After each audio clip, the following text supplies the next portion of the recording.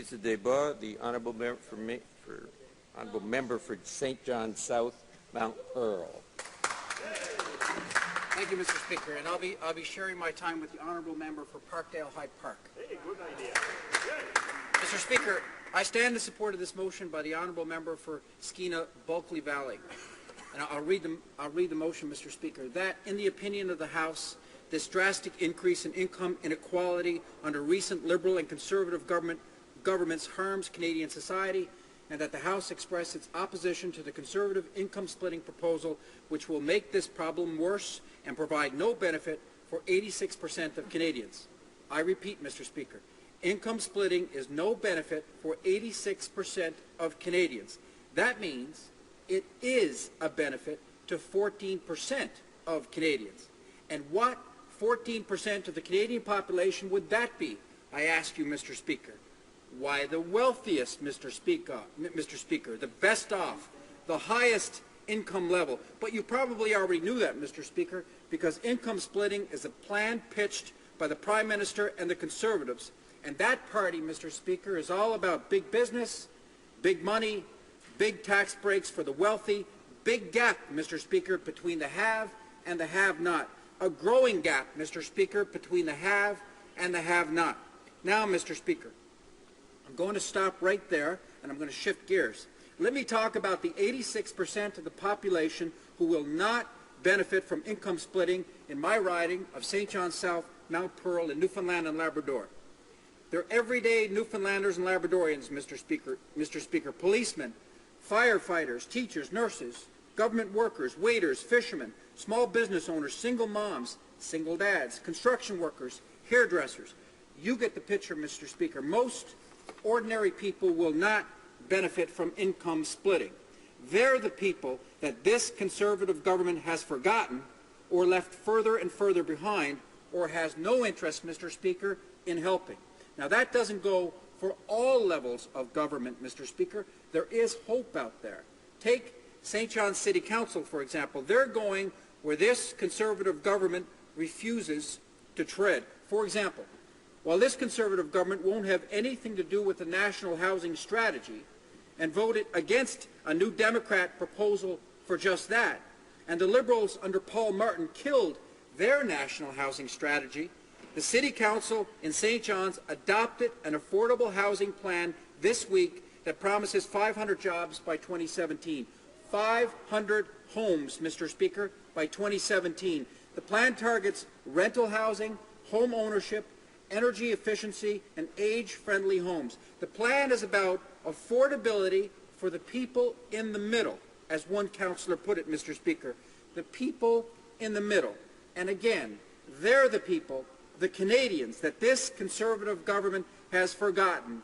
The people in the middle. So well done, St. John's City Council. It's so fabulous, Mr. Speaker. It is so inspiring to see a level of government picking up where the Conservatives so desperately fail. Who exactly is left completely out of the Conservatives' income-splitting plan? Who's left out, Mr. Speaker? Who?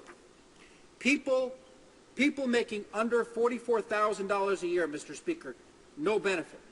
A couple who makes above $44,000 a year but are both in the same tax bracket, no benefit, Mr. Speaker. Single people, couples with children, couples with kids who are grown up, no benefit. Parents who are divorced, no benefit. But someone, Mr. Speaker, someone must benefit. Someone must benefit. Income splitting is going to cost the federal government $3 billion a year, $3 billion. That figure is from the Canadian Centre for Policy Alternatives. So who exactly benefits from that $3 billion, Mr. Speaker? Why, none other than the best friends of the Conservatives, Mr. Speaker, the wealthy. Income inequality in our country is spiraling out of control, Mr. Speaker. It is out of control. The incomes of the top 1% are surging, while the average Canadian family has seen their income free fall over the last 35 years.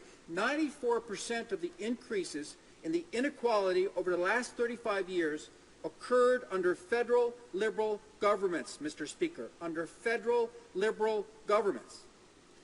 The latest Liberal leader paints himself as a champion of the middle class, a champion of the middle class. He infers it in half of the questions that he asks in this House during question period. We heard it today, Mr. Speaker, during question period.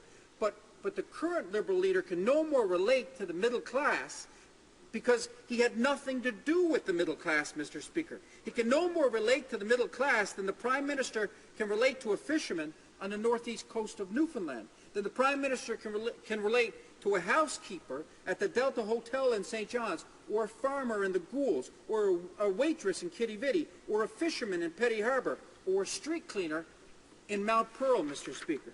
The Prime Minister can't relate to those people, Mr. Speaker, keeping in mind anyway that he's turned his back on Newfoundland and Labrador. Income splitting will cost the Canadian Treasury, as I've already said, Mr. Speaker, $3 billion. $3 billion that will stay in the pockets of the most wealthy, of the wealthiest. At the same time, we're asking middle and lower income earners to pay their fair share, more than their share, Mr. Speaker. The Conservative government has done nothing to address, nothing to reduce inequality, growing inequality, Mr. Speaker. Now, this country is desperate for affordable child care, like the $7 a day Quebec model. This country is crying out for pharmacare, Mr. Speaker, so people don't have to make a desperate choice between food and medication. This country has been shamed by how our government treats veterans. Veterans who fought for us, Mr. Speaker, while this Conservative government refuses to fight for them, as services are reduced and mental health problems are ignored. This Conservative government is failing our seniors who don't have enough money to live on. It's failing students who are entering the workforce with massive anchors of debt. It's failing fishermen. Oh, I can't leave them out, Mr. Speaker. It's failing fishermen who are being squeezed out of an industry by a government that favors big business license holders. Fishermen who have had to choose between not paying federal license fees and not paying bank loans. This government, Mr. Speaker, is failing the middle class. Yet, Mr. Speaker, this government has the time to draw up tax schemes that only help the wealthiest 14% of Canadians. Now, with so much to do, Mr. Speaker, so much to do, and I'm not talking about pipelines, Mr. Speaker, it is clear where this Conservative government's priorities lie. And the priorities do not lie with ordinary people, Mr. Speaker. As the Canadian Centre for Policy Alternatives put it, and I quote, Mr. Speaker, income splitting creates a tax loophole big enough to drive a Rolls-Royce through. It's pitched as a program for the middle class, but in reality it's an expensive tax gift for the rich. Now, to quote the Broadbent Institute, Mr. Speaker, quote, income splitting would increase inequality as it has skewed inequality heavily towards a Mad Men-style family with a high-income earner and a stay-at-home spouse.